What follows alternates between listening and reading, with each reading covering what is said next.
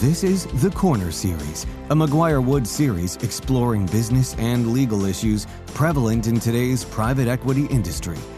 Tune in with McGuireWoods partner Geoff Cockrell as he and specialists share real-world insight to help enhance your knowledge.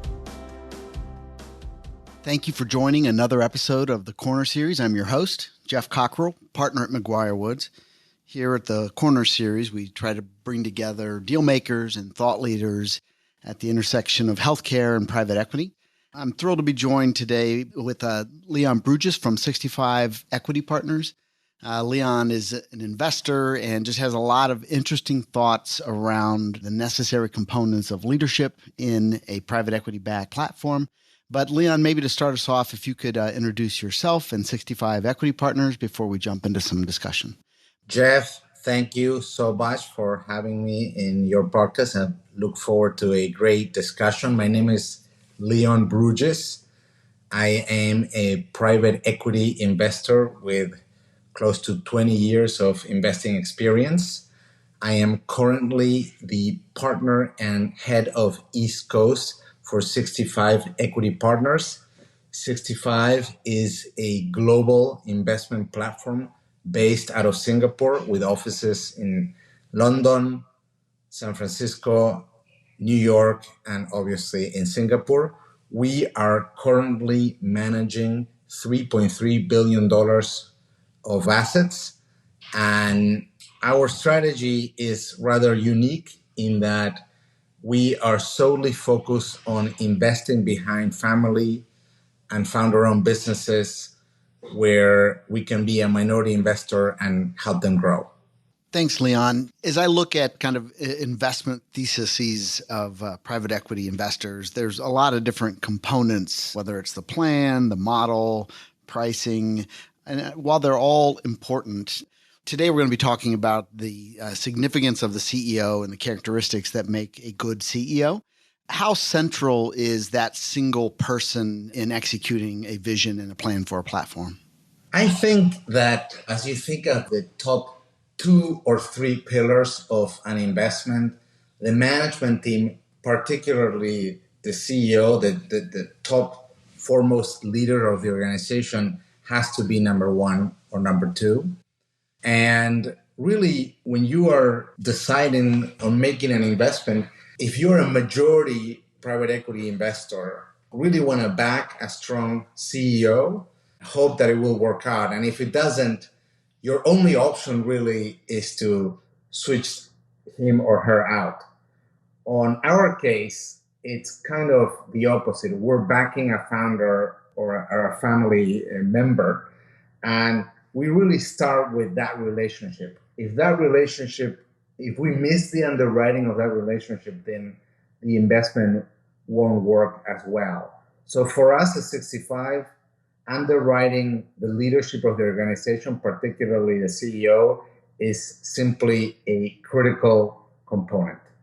So Leon, given the centrality of the CEO figure, you're investing in family-owned or founder-owned businesses. How often is that founder or a family member themselves that transformative CEO, or do you have to go out and find one?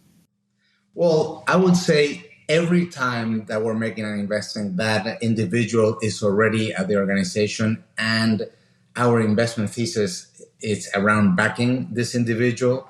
Now, there is an important caveat. In some instances, the CEOs that we back are in the process of transitioning out of the business because of age or personal reasons.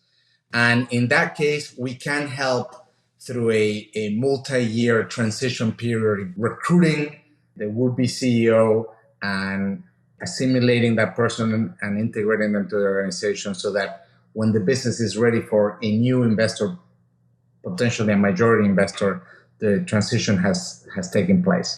What are some of the characteristics of the CEO that you're looking for?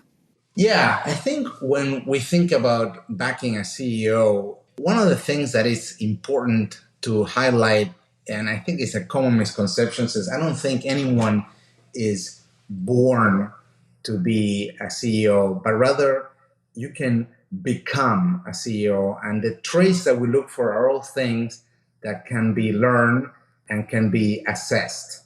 And I think we kind of distilled it to 4 categories. And this is in part based on research done by a firm called GH Smart, who wrote a really interesting book called The CEO Next Door.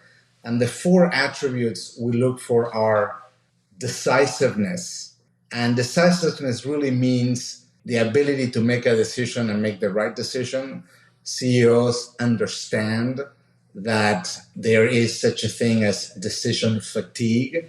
And so they try to reduce complexity and turn it into simple decisions and reduce the amount of decisions that they make. The second thing we do is engaging for impact. And what that really means is that you have to think about the CEO as the orchestra conductor. And really, we want someone that knows how to empower a team and drive results through the team. We also look for people that are accountable and reliable. I think that those to me are really important attributes where people are available, reliable, accountable, and have that sort of the buck stops with me attitude. And then lastly, we need people that are adaptable. I think, as Yogi Berra used to say, forecasting is very hard, particularly about the future. And also we know that it's not the smartest or the strongest that survive, but the ones that adapt to change the best. So those are really the 4 attributes that we look for: decisiveness, engaging for impact, reliability, and ability to adapt. You talked about these characteristics being developed. Those didn't sound like personality traits. And I know there's often a lot of discussion around personality types being suitable for certain roles. How significant is personality type in your analysis, or is that secondary to these traits that can be learned by any personality type? That's a great point and a great question, Jeff. I think for the CEO and for the investor, choosing the right kind of person for the stage of the company, it's also critical. And I think it's independent from the 4 attributes that I just highlighted. There are certain situations that require a certain CEO and certain others that require a completely different personality set. Here again, I think that there are archetypes of CEOs that you can think about pursuing depending on the situation and investment you find yourself in. Number 1 is sort of the sky's the limit CEO. The sky's the limit CEO is usually best suited for high growth, more startup type of environment. These are folks that are very aggressive and very adaptable, but sometimes they're more, let's just say, scatterbrained, and so reliability is less available, though less important. There's also the operational CEO. This is the CEO that really is very good at engineering processes, reducing costs, streamlining operations. Usually I think of these CEOs as the ones that are maybe the first private equity majority recap where new leadership is needed to kind of take the chaotic entrepreneurial approach and bring some processes to it. For the folks that are more in the turnaround and restructuring, there's what GH Marks calls the ER surgeon. This is the turnaround star, usually very effective at making decisions, but also usually these CEOs get bored quickly and move from turnaround to turnaround.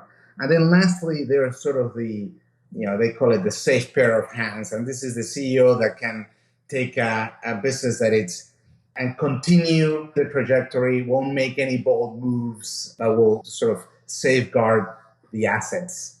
So you've got kind of personality traits being relevant. You've got these characteristics that you're looking for and these archetypes. How do you go about assessing what the CEO that you're looking to back, assessing what their characteristics are? How do you go about that?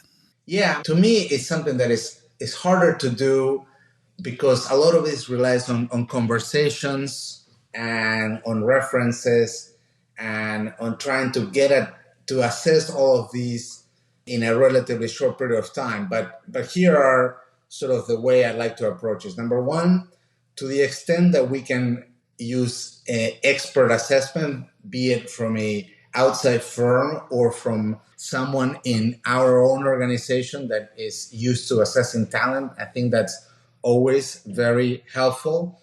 I think the reference process is incredibly important, and how to conduct references sometimes can give you insight into behaviors of this individual that are harder to pick up from talking to the individual assessment. Something that I have explored in the past is there are certain assessment tools. You can have executives take psychometric evaluations that can shed light into some of this.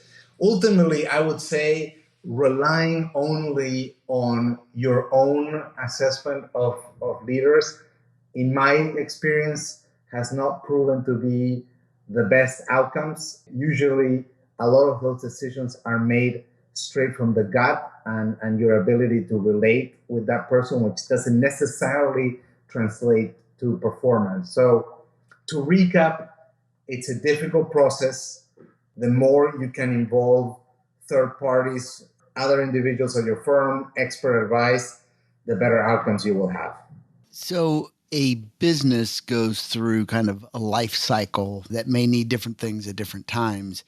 How often is a singular CEO going to be equipped to see that business through various stages? Or do you kind of in the background expect that at certain inflection points, it's probably going to need to be somebody else? If you look at any successful company, there is usually a moment where new leadership is needed. Now, with all of this, it really depends. And you've seen companies that go from CEO to CEO and companies that have a founder that leads the business for 40 years, and it's a great outcome. I would say, generally speaking, less change at the top suite is better, though I would say some change over a long period of time can be very good. These characteristics, is it always in one person, or can a good CEO kind of cobble together team members that have different elements of these characteristics? Does it have to be all embedded in a single person? No, that's a great point. And I think it comes to one of the other really strong and important attributes that we haven't talked about yet, which is really, to me, the success of the CEO is also predicated on the ability to build and form a team. So the answer to your question is, if this CEO or individual is highly adaptable to change and they can look for expertise that they lack in others and build and change the team around them as the environment changes, then I think that will be the hallmark of what will make a CEO successful in the long term. When you think of these traits and characteristics as being kind of not statically present in someone, but they're evolving, how do you go about kind of coaching and nurturing these traits once you're involved with a platform? Well, I think it starts by developing a strong sense of partnership and a strong relationship. I think giving our CEOs the concept of psychological safety, where they feel like without taking accountability away, that we can have really great conversations that are straightforward and open. I think that's what gives us from a board capacity, the ability to coach the CEOs. Ultimately, we have this saying at 65 that we want our CEOs to call us on their best days and on their worst days. And really what that means is that on the best days is that they feel like we have learned the business and know the business well enough that we will be able to celebrate their victories with them.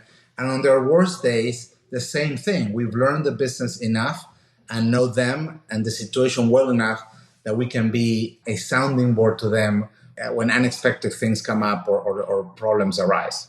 I'm sure that every CEO you back and platform you back is not a dream scenario once you're involved in it. When it goes sideways, specifically with respect to the choice of the CEO, what does going sideways look like? Great question. I actually want to point out another interesting thing about CEOs, which I always focus on, which is in the study by GH Mart, it came out that for all great CEOs, at some point, they confronted a major career catastrophe. Okay. And I think good CEOs understand that mistakes will happen and that one should expect adversity. And that's where that kind of decisiveness and adaptability that we spoke about before comes up. And so those are the things that when things break down, I look to the CEO for leadership. So you ask, how does that look when things don't work out? I think in any investment that we make, we don't plan for things to go wrong, but we try to prepare for things can go wrong. And I think when I see that there is a lack of decisiveness, a lack of a plan, when too much emotions get involved and executives are not able to control them, that's when my sort of spidey sense goes up and I get the sense that a change is needed. But it's important to separate what the situation is happening, in this case bad, from how the executive reacts. And how the executive reacts is really, to me, what informs whether new leadership is needed or we have the right captain on the ship. Can you, without getting into kind of too many specifics, describe some of the most successful CEOs that you've backed and some of their characteristics and their development and growth? Yeah, I mean, I think on a private equity context, what I have found is that CEOs that understand the private equity model, that are data oriented and have analytical rigor, as well as they understand that we are data minded and data oriented. When I see that CEOs managing their business through metrics and they have found the right combination of driving vision or inside the organization, they command the respect of their team and are very data oriented. That's when I see those are the ingredients that I typically see in successful CEOs. And I think the opposite is also true. When I see that a lot of CEOs, Geoff, come through the ranks in kind of marketing and sales divisions, and they're able to usually communicate very effectively, which is paramount for any CEO. But sometimes, and this is obviously not a generalization, but sometimes when they're less metric oriented and are over reliant on their CFOs for the numbers, and when you can tell that they're not sort of commanding the respect, that is usually palpable at board meetings, Geoff. That's when you see situations that either we start with coaching and then with potential changes. Leon, we've talked about the characteristics that you're looking for. What are some characteristics that you're kind of screening for, the negative characteristics that you don't want? Thanks, Geoff. Yes, great question. Here again, I think that we can sort of look for 5 common hazards that we want to stay away from CEOs. Number 1 is what we're going to call the skeletons in the closet. And these are situations where CEOs really have had a string of behavioral matters that have made the change in the jobs, and they really haven't been able to adapt and move from the past. And whenever we see skeletons in the closets, that's usually a red flag. Another thing, and this is harder to evaluate, but it's easy to see once the person is on the job, is CEOs that don't delegate and therefore have too many demands on their time. I spoke earlier about the real issue of decision fatigue, and decision fatigue is real. And if you're not able to limit the demands and focus on keep the most important thing, that can also be another red flag. I think there's always an over attribution component to CEOs, and they usually get praised or blamed for anything that happens, even if it was directly attributable to them. And their ability to separate themselves without coming off as defensive or less accountable is incredibly important. I think that particularly in today's day and age, and with the advent of technology, there is a lot of tools to help CEOs do their jobs better, and leveraging those tools is critical. And so CEOs that don't keep up with the times, I think it's also not a good sign. And then lastly is what I spoke about earlier, which is their ability to control their emotions. We, as human beings, are emotional beings, and we can't control what happens to us, but we can control how we react. And how the CEOs react and they handle pressure is a key component of being a great CEO. So we want CEOs that create winning routines and great habits. Leon, we could talk about this all afternoon, but I think we'll end it there. In my experience, I totally agree with the premise that having a strong leader is such a unifying characteristic of the platforms that I've seen have success. And the absence of that is usually the catalyst for them not having success. So I think the thought process is exactly right. Leon, thank you for joining me. This has been a ton of fun. We'll have to do it again sometime. Thank you very much for having me. Thank you for joining us on this installment of the Corner Series. To learn more about today's discussion, please email host Geoff Cockrell at gcockrell@McGuireWoods.com. We look forward to hearing from you. This series was recorded and is being made available by McGuireWoods for informational purposes only. By accessing this series, you acknowledge that McGuireWoods makes no warranty, guarantee, or representation as to the accuracy or sufficiency of the information featured in this installment. The views, information, or opinions expressed are solely those of the individuals involved and do not necessarily reflect those of McGuireWoods. This series should not be used as a substitute for competent legal advice from a licensed professional attorney in your state and should not be construed as an offer to make or consider any investment or course of action.